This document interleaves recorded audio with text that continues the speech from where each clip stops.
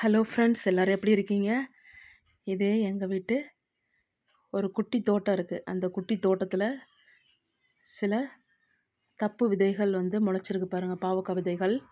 போது சில சமயத்தில் நம்ம அதை மறந்துடுவோம், ஆனால் அது பழுத்துரும். ஸோ அந்த சமயத்தில் நம்ம என்ன பண்ணுவோம், அந்த பழங்களை தோட்டத்தில் அப்படி தூவி விடுவோம். இல்லைன்னா அந்த பழத்தை தூக்கி எறியும் போது அந்த தப்பு விதைகள் என்ன அழகாக காய்ச்சிருக்கு, என்ன அழகாக பழுத்துருக்கு பாருங்கள்.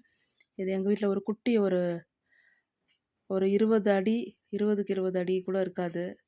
ஒரு சின்ன பிளேஸ் தான். அதில் நான் இந்த விதை முளைச்சிருக்கத பார்த்து நான் அதை பராமரிக்க ஆரம்பித்தேன்.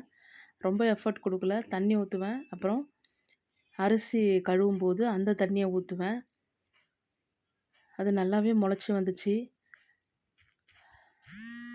இப்போ பார்த்தீங்கன்னா நிறைய அது பலனை கொடுத்துருக்கு. நிறைய காய்கள், பாவக்காய் பார்க்கும்போதே மனசுக்கு ரொம்ப சந்தோஷமாக இருக்குது. தேடி தேடி பார்க்கும்போது தான் தெரியுது, உள்ள எல்லா இடுக்கு எல்லா இடத்துலையும் அது காய்ச்சிருக்கு. ஆனால் வெயில் அது தாக்கம் அதிகமாக இருக்கிறதுனால சில காய்கள் சின்னதுலேயே வெம்பிடுது. குட்டி குட்டியாக இருக்கும்போதே வெம்பிடுது. சில காய்கள் நல்லா வந்திருக்கு. சிலது கடைசி ஸ்டேஜ் வர்றதுக்கு முன்னாடியே பழுத்துருது. கொஞ்சம் க்ரோத் ஆகட்டும்னு விடும்போது அது என்ன ஆகிடுதுனாக்கா டக்குன்னு பழுத்துருது. ஒரு 10-15 காய் போல் குட்டி காய்களே பிஞ்சிலேயே பழுத்துட்டு, அது என்னன்றது எனக்கு ரீசன் தெரியல. வெயில் தான் நான் நினைக்கிறேன்.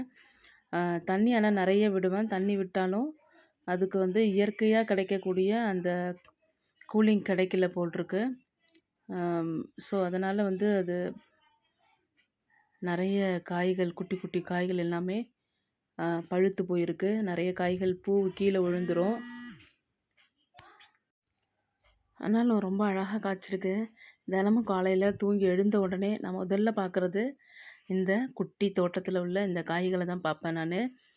இப்போ நான் பறிக்கிறது தான், இதுதான் முதல் அறுவடை நான். எனக்கு அதை பறிக்கும்போதே அவ்வளோ சந்தோஷம்.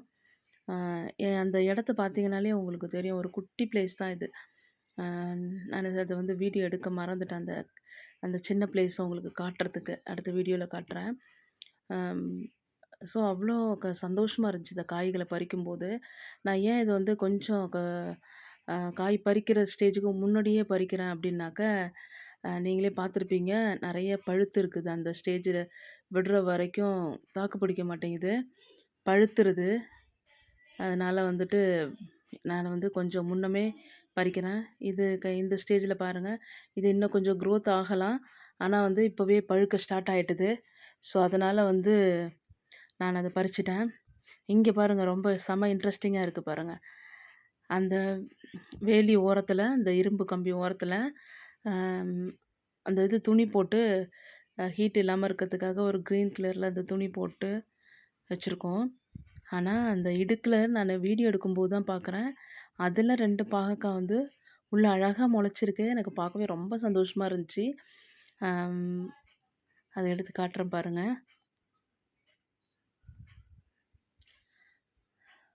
ஆனால் நீங்கள் நல்லா பார்த்தீங்கன்னா தெரியும், மற்ற காய்களுக்கும் இந்த காய்க்கும் இந்த காய் கொஞ்சம் வீடியோவில் பார்க்குறத விட நேரில் கொஞ்சம் வெளுப்பாகவே இருந்துச்சு. வெளுத்தது போல் இருந்துச்சு, வெள்ளை கலரில் இருக்க மாதிரி.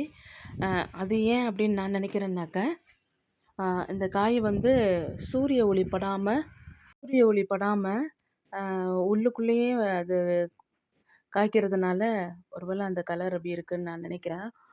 நீங்கள் தெரிஞ்சால் என்னென்னு சொல்லுங்கள். இன்னும் சில காய்கள் பறிக்கிறதுக்கு ரெடி ஆகிட்டுருக்கு. நான் இன்றைக்கி இந்த 3-4 காய்கள் பறிச்சிருக்கேன். ஸோ இப்போதைக்கு இது போதும் சமையலுக்கு.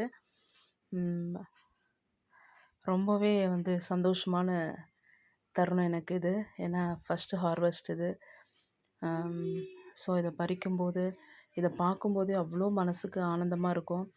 என்ன கவலை இருந்தாலும், என்ன தான் டென்ஷன் எபிசோட்ஸ் இருந்தாலும் வீட்டில், நம்ம இந்த செடிங்களை பார்க்கும்போது, தோட்டத்தில் நம்மளாம் வளர்க்குற இந்த காய்களை பார்க்கும்போது, அதுக வளர்ந்து இப்படி கனி கொடுக்கும்போது, காய் கொடுக்கும்போது